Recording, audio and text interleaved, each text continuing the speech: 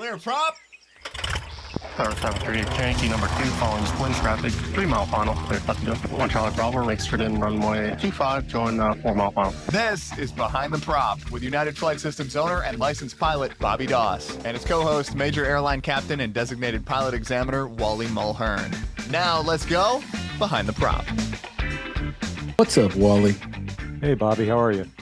I am fantastic as always. We've had a pretty good few weeks of shows, and I think this is going to add to that list. Today we're going to talk about early lessons to cross-country weather, a pilot's journey. I think I've been ingrained in the enrollment and early day process at United Flight Systems for the past few months, trying to help all of our students get off with some really good primacy of how to study and come prepared. And there's 3 parts to this show today. And it starts with those early pilots and ends with those cross-country pilots. But part 1 is going to be about student pilot red flags. Part 2 is going to be about really the first 100 hours after you get that piece of paper from Wally and you get to sign it. And part 3 is all about cross-country weather decisions. And this comes from a listener named Brad. Thanks for the tip, Brad. And we're going to dive into all your questions in your email and hopefully help you out. But we really want to guide the pilot path in this case, right? I think when I was a student, I didn't know how to study. I didn't know how to come prepared. I didn't know what to expect. I don't even think I knew there was a checkride. I don't even know what I knew back in those days. Through that phase of being a rated pilot and really not knowing what to do, we talk about this a lot, but we're going to dive a little bit deeper into some thoughts and things to think about more in that first 100 hours of flight time after you get your first rating. And then answer some of Brad's thoughts and questions around really how do you make some of these decisions in the real world. It's kind of easy when your instructor's guiding you or helping you or maybe nudging you in the right direction on your nav log on which way to go based on the weather. And I think he asked a lot of good questions, and we'll dive into all that and kind of describe the pilot's journey from beginning to end as it relates to the training phases and becoming that family pilot like Brad and making those good decisions. Wally, you've been doing this a lot longer than me. Have you ever seen any red flags with student pilots?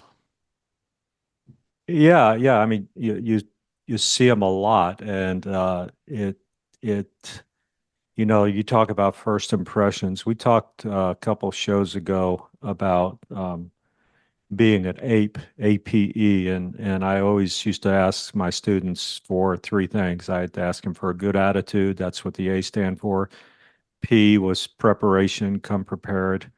And E was when you're here, let's put forth some effort. So attitude, preparation, effort, because those are 3 things that you have very much influence over. You can't control certain things like the weather, but you can, or you can't even influence the weather for that matter. But those are the 3 things that you can have influence over. When I walk, when we're starting a check ride, and I say to the applicant, okay, I need to see a government issued photo ID, a pilot certificate, a medical certificate, knowledge test results, and logbook endorsements. When they struggle with some of that stuff, it's a huge red flag. I had a young man, this was years ago, gave me a driver's license that had expired about a year before that. And I said, I forgot what the year was, but I says, correct me if I'm wrong, but it's 2021 and this expired in 2020. Oh yeah, I just haven't had time to renew it. And I said, well, it needs to be a valid government issued photo ID, and this is not valid. Oh, I thought you'd be okay with it. I said, well, I says, even if I wanted to, if I went into IACRA and because I have to enter the driver's license number, I have to put the expiration date. If I put an expiration date from a year ago, it wouldn't even accept it. So, I mean, there's an example of a red flag. You know, and we could go on and on and on. That's a very basic example, though. So you back to your ape, and I stole that and I've used it since then, right? Preparation is the thing that we talk about the most um, early on in our early first few lessons. It's all about trying to get the student to learn how to fly. It's unique, and I can pretty much tell early in the first phase or two of training how good a student's going to be at coming prepared and what I think their numbers are going to be at the end of their private pilot certificate. If you don't come prepared and you go fly in the practice area and you don't know what you're doing, you're wasting all that time. You're going to have a lot of hours come the end of your private pilot. There's just so much that the school or an independent flight instructor can do if you're not putting in the effort. The flying is the smallest component of what we're trying to do. And so when someone comes and they haven't studied, they haven't done their online ground school, they haven't read the chapters they're supposed to read, they're way behind the curve. And I know you've trained a lot of people in your day. How different is it when someone comes and they're prepared? They've done all their homework. They know, they're on the first lesson and they've already watched the pre-flight 10 times online and they know the checklist for that aircraft and they've read the POH. I mean, it's got to be night and day. Oh, it is. It is. And back in when I was instructing at the airline, I used to tell my pilots, my students, that I use this statement hundreds of times. I always said the first time you read a given checklist should not be in this briefing room, and for sure it should not be in that simulator. Um, I mean, you've got the syllabus. You know, tomorrow we're doing a system hydraulic failure. So you should be familiar with this procedure tonight. And I say familiar, we certainly don't want to memorize stuff, but if it talks about pulling a circuit breaker, maybe researching where that particular circuit breaker is located, that kind of those kind of things. And I think in this digital world that we're in, has hurt our our students, our pilots a little bit, just because I don't feel like I don't know. I feel like we don't maybe read the book the way we used to when we had a hard copy of the book. And I'm not saying that, having digital books on your iPad or whatever is a bad thing. I mean, that's what I do. I just bought a book today, and it was really a simple process to buy the book on my iPad. But I remember my first flight. It was August 31st, 1981, and walking back into the FBO, my instructor said, "You need to buy two things. You need to buy the POH, and you need to buy a logbook." And I bought both of those, and he handed me the POH, and he said, "You need to go home and read this and know everything in here. Not just read it, but you need to know what's in here." And I was such a geek that I said, "Okay." And I went home and started reading the book. And I probably learned a whole bunch of stuff that I probably didn't need to know. And I don't know, with a digital book, I don't see people doing that as much, being familiar with it. One thing uh, I'll occasionally on the ground portion of a check ride, and I'm giving something away here. So if you're going to take a check ride with me, you're getting some bonus footage here. I'll give a scenario where we're on a cross country and we divert. We go into another airport that we were not planning on going into, and that gives me an opportunity to ask the applicant all about this other airport that they probably weren't prepared to go into. And also, okay, we go in there, we go use the restroom, we go get fuel, we jump in the crew car, we go get some lunch, and we come back and we hop in the airplane, and uh, we can't. We realized that we had left the battery or the master switch on, so we got a dead battery. So what are we going to do? And it's just amazing how many people don't know that in pretty much all of our POHs, we have a procedure for starting the engine using external power, and they have no idea it's there. And it's in the book, but It's nobody called knows jumping an it's. airplane. We'd probably all jumped a car. Maybe we've jumped a car, but Yeah, yeah, I yeah. think to your point about the digital age, everything has become a reference piece of material nowadays for the kids that I know and see. I have two kids that are probably in this age group and bucket, right? That I don't even, why would I read it when I have a question? I'm just going to ask for the answer to be given to me, and it's going to give me the answer. Right, I think the gap there is what you advertised is if you don't know it's even there to ask for it, then you don't know that you can ask for it. Like what do I do when the plane won't turn over? That's probably right, not going to be something that your keywords are going to find in the POH. But if you knew how do I start on external power, you might be able to find that answer. But I think the gap is so big, you don't even know what question to ask in some of these cases that makes right. it really difficult. So preparation is really up to you. And if you struggle with prep, I would strongly suggest some sort of a checklist, right? Make a checklist of what you're going to do. I've oversold it or given it away here. But if you want to see what I've created for our students, you can go to hangerhandbook.com and download it. And it's a per lesson checklist, everything they need to study and come prepared for. It's lightweight. I call it Cliff Notes. It's not the syllabus. It's a very lightweight version of the syllabus that we've tried to make it so simple that it would be the lowest common denominator for our students to come prepared for their private lessons, and give them something to be prepared to do and kind of hold the CFIs accountable at the same time.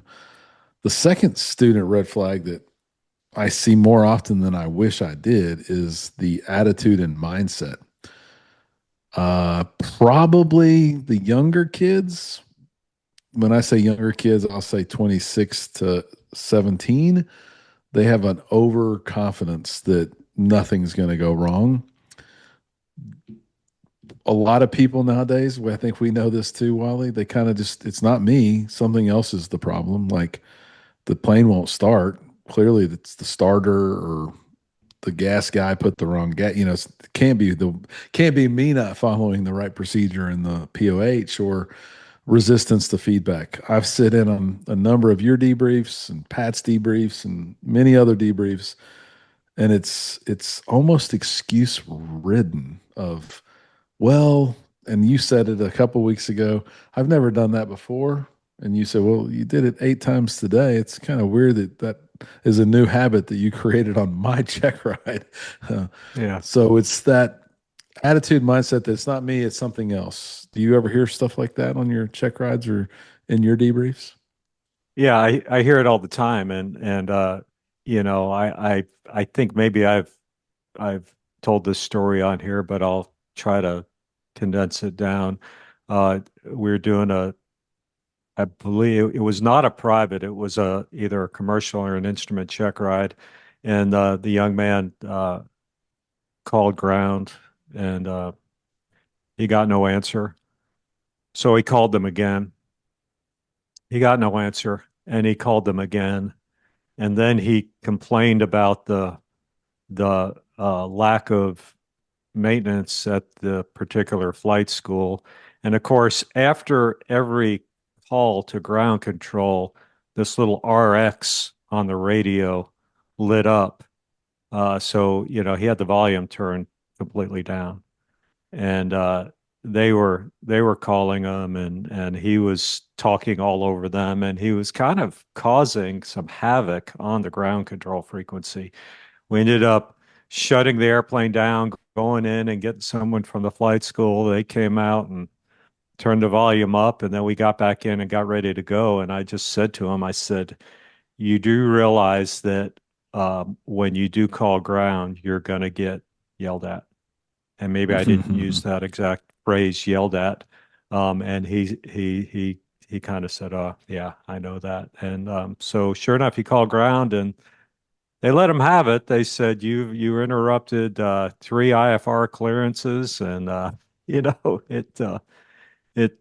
But it was him. It was him. And during the debrief, I told him, I said, look in the airline world, I learned it very quickly because, I was the same way. Hey, this doesn't work. It must be something wrong with it. You call maintenance, the maintenance guy comes out and says, well, to make this particular piece of equipment work, you have to flip this switch on up here. You have to turn it on, and because it would be a switch that is usually left on, but and in 38 years as an airline pilot now, when something's not working, the first thing all of us in the flight deck do is we look at each other and we say, what are we missing before we make that call? Oh, Hmm. yeah, okay, yeah, that switch is not on. Let's turn that switch on. So I've learned that more times it is pilot error, and I'm the pilot. It's my error. Yeah, I find that so funny because I can't tell how many audio panels I've gone out and flipped a switch, or how many intercoms I've turned on when they said all the radios are broken, Bobby. That's extremely rare. All of our planes have two radios. When two radios go out, I can assure you, it's not the radios; it's something else. Um, Right, it might be a problem, but it's probably not the radios. right. So I would say in that respect, self-reflect. What could you do better? What could you do to improve? What can you self-reflect on? What's in front of you, as Wally said. Ask you and yourself, what could I possibly do different to make this work better? Starting a plane 99.9% of the time, if you open the POH and try cold, hot, flooded starts, one of those three are going to work in Houston, Texas. Um, and then the last thing from a student red flag to me is consistency, and some of it's within your influence or within your control, and some of it's not. There's no question that this is expensive and very costly, and sometimes people don't have the money to go as consistently as they want. I think it's really three things that make you a good flight student. It's your motivation, it's your wallet or your ability to pay, and it's your availability. I have many, many students that are wealthy that have unlimited money and not unlimited free time. They're obviously busy businessmen, and they don't have that free time. So the money doesn't really help them because they don't have free time. I would say more of those probably wash out in my experience than the ones who don't have the money. They find a way to hang on and keep going. But you've got to find that right balance. And if you have no motivation, you're not going to have that same level of consistency. Anything is going to give you a reason to cancel and not show up. And if you don't, this is tactile skill. If you don't come pretty regularly, you're going to have a real problem. So, only tip there is set realistic schedules, balance your work life balance, and create some training goals. Lately, I've been talking a lot about a mini milestone and a major milestone with our students. Have something small you're trying to do. Maybe it's get through this stage check. And then the major milestone might be to complete my solo hours. And then once those things get done, set new mini milestones and major milestones to be working towards. It doesn't have to be, oh, I got to get my private pilot certificate by the end of summer. The end of summer is not really a real date. Your summer might Right, be a real date, but everybody else's is different. So the right. mini milestone is, get 12 flights in the month of May. And then the major milestone is probably accomplishing something, my three supervised solos or whatever that might be. Work with your team, but um, setting goals and staying somewhat consistent will really change the way you go about your training. Anything to I add on the remember, pilot red I flags? I remember my mini milestone was filling up a page in my logbook. I There mean, you I go. was I was so excited. I don't know how many blank lines there were in the logbook, probably about eight.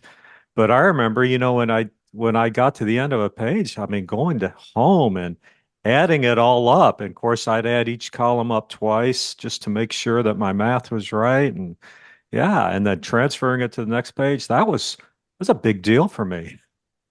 Did you have a abacus that helps you with that math or something else? Yeah, well, no, but I would have to take my shoes off, so I'd have Okay. 10 Okay. digits. There you go. Yeah, Yeah. I bet half our listeners don't even know what an abacus is. yeah. It might be trending on Google right about now. Part two, the first 100 hours. And I think we've talked about some of this in the past. We've had a great friend, guest on the show many times named Paul Craig. The first 100 hours is somewhat related to his books called The Killing Zone. If you haven't had an opportunity to read those books or listen to those books, man, I can't stress enough how good they are. At the end of the day, this 100 hours is pivotal in your flight training career. Um, I don't think I ever had an overabundance of confidence, Wally. I still don't think I do. I never feel like I've flown enough lately to take my wife on a trip or whatever. But at the end of the day, I think it's a real problem. Some of the incidents and accidents we've seen in Houston over the last 5 years were young student pilots and young private pilots that are flying into weather they shouldn't be flying in. We probably all know someone who's passed because something really bad happened. It's overconfidence is the thing that scares me the most, man. When someone says, that storm's not coming this direction, I'm going to send it, I get real nervous real quick. Yeah. What's your weather story that did scare you, Wally? Do you have a weather story that did scare you? Uh, yeah, I do. I was in college, and my college, I was a music major in college. My college band director uh, was needed to go down to South Louisiana to judge a marching band contest, and it was on a Saturday. It was a weekend where our football team was playing out of town, and uh, he asked me if I'd fly him down to South Louisiana, around Thibodaux, Louisiana, I believe. And I said, yeah, I can do that. And so I I got an airplane, I got a six-place airplane, and uh, invited a couple of friends, and I think there were five of us, got in the airplane, and we went down to uh, Thibodaux, Louisiana, to take my my college band director down. He was going to judge this contest. Then after that, we were going to fly over to Hammond, Louisiana, and go to our college. Our team was playing down in Hammond, Louisiana. We are going to go to the football game, and then we are going to fly home late at night. And it was going to be a great day. And I just remember getting down there, and the weather was bad. And when I say bad, it was ceilings. So it wasn't any kind of thunderstorms or anything. And we tried the approach and didn't get in. Tried it again, didn't get in. And I finally said, okay, we're going to try it a third time. And I mean, the pressure, I mean, I was feeling the pressure because, he was supposed to be at this high school marching band contest, that was going to start in 2 hours. And, I told him I would take him there. We did get in the third time, but we probably shouldn't have tried three times. We probably, after the second miss, we probably should have gone to our alternate and come to a plan B. I'm not even sure I had a plan B. This was a long time ago. So, it's funny. I just had met a friend of mine over in San Antonio just a few weeks ago, and he was one of the guys that was in the airplane, and he brought up that story, and I had kind of forgotten about it. But he just talked about being scared in an airplane, and but for the grace of God, we walked away from it. We got on the ground, and everything worked out. Yeah, I think that when you don't have thousands of hours like you do, that we all just kind of think nothing bad's going to happen, maybe, or we've not experienced anything that was close to bad. Luckily, at my 500-ish hours, I've had some weather and some things that kept me on the ground. Some things that a handful of those times where I wish I was down there instead of up here. Hundreds of the times where I was glad I was down there and not up there. But the overconfidence has not been something that's really pushed me, except one time, and that was a time where a friend of mine wanted me to take his wife to Galveston, him and his wife to Galveston, and the ceilings were dropping all day, and I think I had a floor, I think I had a personal minimum, but it probably changed like three times that day. We ended up going, Probably scud run the whole way down there, and it wasn't the best decision, I can assure you. And so I think that not necessarily overconfidence, but that I got to do this for them kind of thing. Like you felt that same pressure. It's very real. It can make us do really stupid things that can turn into really bad outcomes really, really quick. Yeah. I think the complacency is the risk in this first 100 hours, right? Like I've told the story a bunch. I jumped in a plane, started flying to Brenham, which is only 65 miles away, and lo and behold, hit a brick wall of clouds and couldn't go. And that was just stupid, poor planning on my part. And you got to be better than that. That was definitely in my first 100 hours, and I guess I was complacent. I walked out here, things looked good. Didn't even think to pull up a map and look at anything, and just sent the plane in the air and made a huge mistake. It wasn't a bad outcome because I got to turn around and come home, but uh, not the smartest of decision making for a pilot. What are some of those decision traps that you think hurt those first 100-hour pilots, Wally? Well, I think like mine. I mean, the got to, they call it the got to get there itis. And it's again, I had really kind of totally forgotten about this whole trip. I mean, maybe it was by design that my my brain said, "Hey, just put this out of your mind because you almost died and killed four extra people with you." Um, I just go back and I think, what? How stupid was I? What was I thinking? And I wasn't thinking. Um, and again, this is back when you had to call the weather briefer. You didn't, I mean, we didn't have, obviously didn't have ForeFlight and all this kind of stuff that we have now that makes things so much safer. I mean, you have instant weather at your fingertips all the time. Um, so I don't know. That was my personal thing, and I think it was good that Rob did bring it up to me and remind me of that. Let's move on to part three and talk about cross country weather decisions. Again, one of our listeners named Brad asked us a few questions, and it was kind of real world decision making. Like, what do you really do? Like, I think we all give the Wally's going to do a check ride to us kind of conversation in the hallway because it's a check ride, but we have this little devil on our shoulder that says, well, that's how I do it for check rides, but I do it this way for the real world. I think that's kind of what undertone of Brad's conversation was like, what is the real world? And I picture he lives much more north than I ever will in my life because he asked about questions and some mountains and stuff. I don't see those in my future unless I'm on vacation, but uh, icing is a big one for me that I don't mess around with. Even in the jet, I don't mess around with it. But my hard ceiling is 10,000 feet from ice, which is kind of me saying I'm never going to fly when icing's a potential risk for me.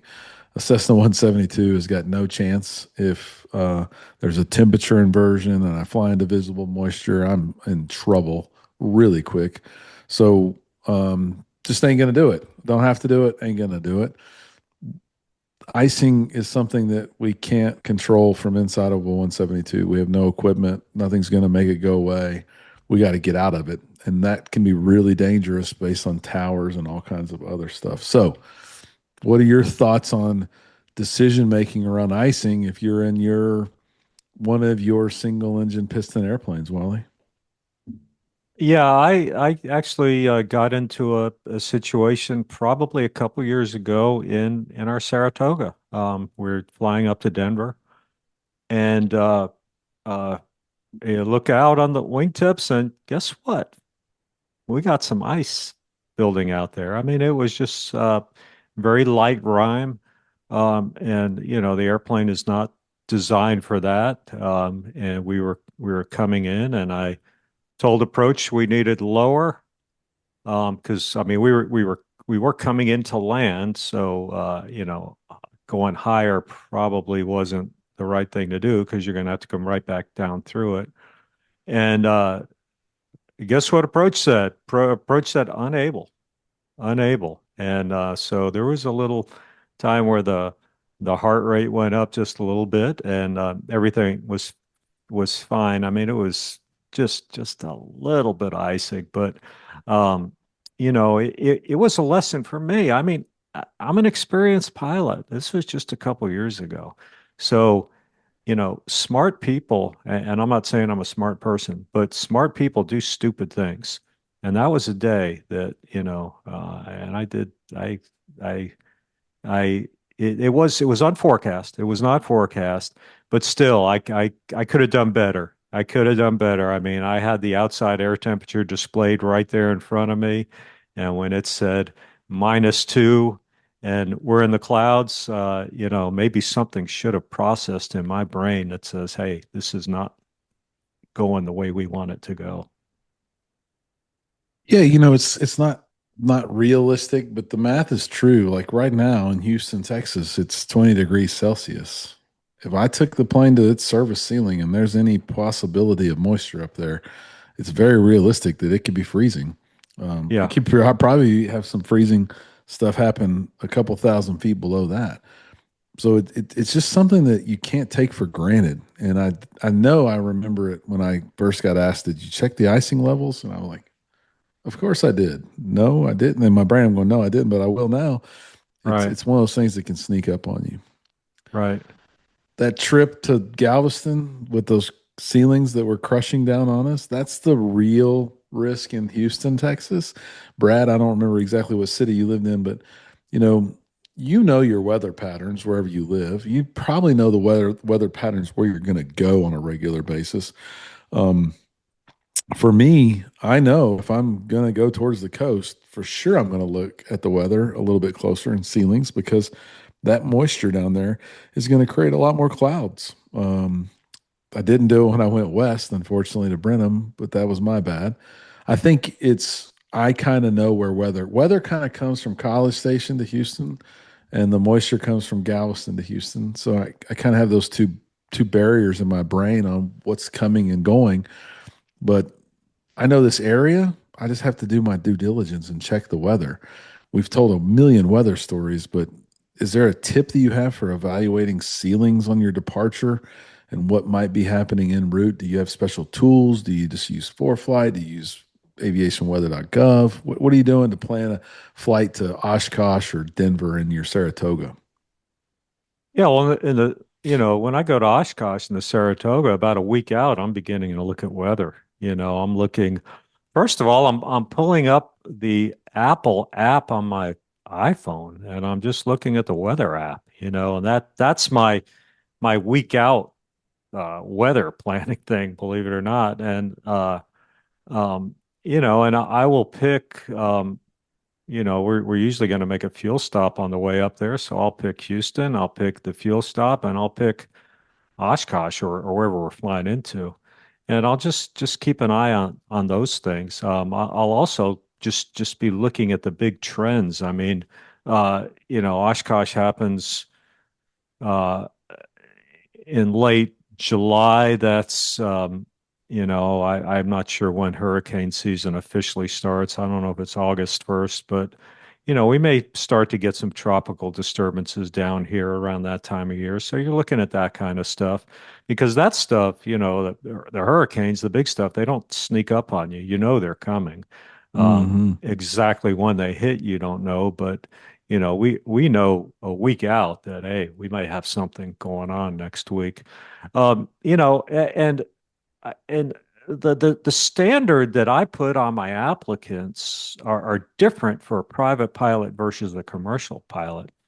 Um, a commercial pilot, and this is a slippery slope to kind of go where I'm going to go with this, but a commercial pilot needs to try to make the flight.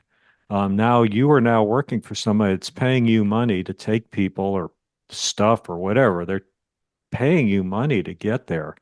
So, um, what I get a lot with people, I'll say, okay, how's our cross country look?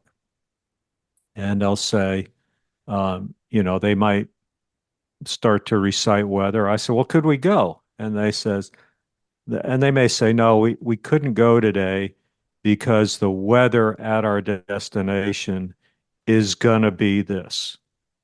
And I will say, oh, really? It's going to be that? I said, how do you know? And they'll say, well, it's forecast. And I said, well, a forecast is nothing more than an educated guess. So I think we got to look at a forecast and then say, is it really going to be that? Do I really think it's going to be that way? And I'm not saying go against the forecast because it's really all we have. I compare it to a sporting event. You can say, well, hey, these two football teams are playing each other next weekend, and football team A is a 14-point favorite over football team B. Okay, so the odds makers say that team A is going to win. Guess what? They still play the game. They still play the game. So my point is, I mentioned this to you earlier. In my many thousands of hours of flying time, I have never flown into a thunderstorm. I have flown into airports where thunderstorms were in the forecast hundreds, maybe even thousands of times. So what I'm, and again, it sounds like I'm going backwards on everything that we're saying. We're talking about safety, and I'm saying, go for it. I'm not saying that, but I'm saying that we need to apply some logic. You know, if I'm flying from here to Mobile, Alabama, and there's a chance of low ceilings in Mobile, Alabama, but I have 18 potential alternates between here and Mobile, Alabama, where the forecast is pretty good. I'm more inclined to try to make the trip, knowing that I have outs, but I have to take those outs. Yeah, and I'd also say that the reality is veering off course, even in a single engine piston plane, is not the end of the world. You're just adding a No, little bit of time, right?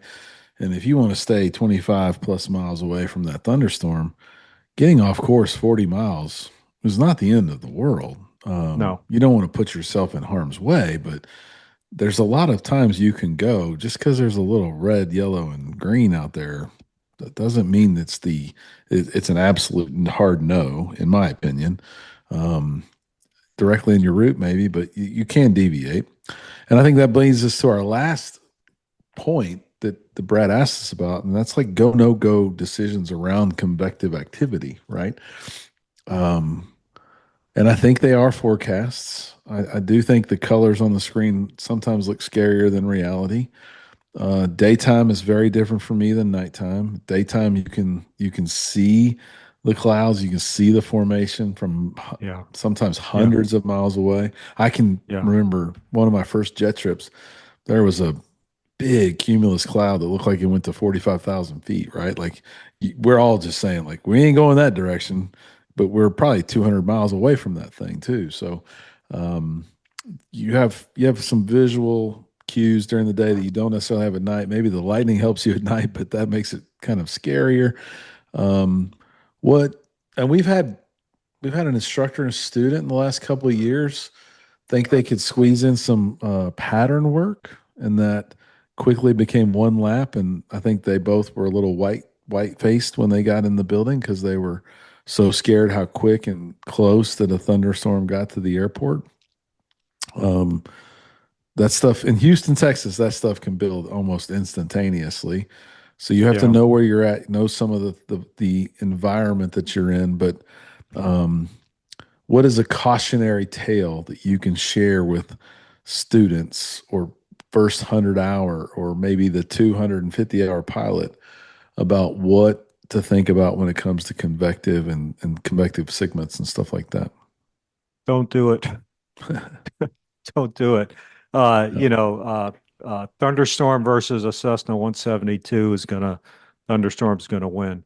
You don't want to be in it. You don't want to get close. It will it it will more than ruin your day, or potentially can. I do believe, during the learning process, I think instructors, I think it's very important that if you have a situation where there is some rain showers out there, and I'm not talking about convective activity, but if there are some rain showers out there, I think it's a very valuable thing to go out and let your students fly into some rain, because it sounds different. I remember the first time flying in rain in a Cherokee 140. I just heard this crackling noise. It sounded to me like the airplane was cracking. And the guy I was flying with was a little bit more experienced. He goes, "Oh, we're getting in a little bit of rain." And I just said, "Yeah, we're in a little rain." And I'm thinking, okay, that's what that is. That's what rain sounds like. I'd never been in rain, so I didn't know. So I think if you can do that with your students, just like actual flying in actual IMC conditions, that's liquid gold. I mean, that is just so valuable to your students, and um, uh, so they really know what it feels like. I mean, under the hood is under the hood. It's simulated. So if you can get them in the real situation, that's so much better. Yeah, I can remember my first rain and many rain situations thereafter. It is valuable. I don't think I thought a plane could fly in rain before I started flying, right? So Right. everything makes us better pilots. Everything makes us safer pilots. You have to be a smart pilot. A few weeks back, we talked to Brandon Cooks. He said if there's any bad weather in the forecast, they're not flying. He's not flying, and he's in a situation where that's his choice and that's his decision. Um, do something to make sure you're going to get to see tomorrow for sure, and don't take any uncalculated risks for sure. Whether you're a student, a fresh pilot, or planning that cross country, your safety is all about preparation. And hopefully, we've done something today to help you prepare a little bit around that. Remember, every flight is a chance to be a sharper pilot. Do your homework, come prepared, whether you're a brand new student or a cross country student or a pilot with 350 hours in your logbook. Do everything you can to fly safely and stay behind the prop. Thanks for checking out the Behind the Prop podcast. Be sure to click subscribe and check us out online at behindtheprop.com. Behind the Prop is recorded in Houston, Texas. Creator and host is Bobby Doss. Co-host is Wally Mulhearn. The show is for entertainment purposes only and is not meant to replace actual flight instruction. Thanks for listening, and remember, fly safe.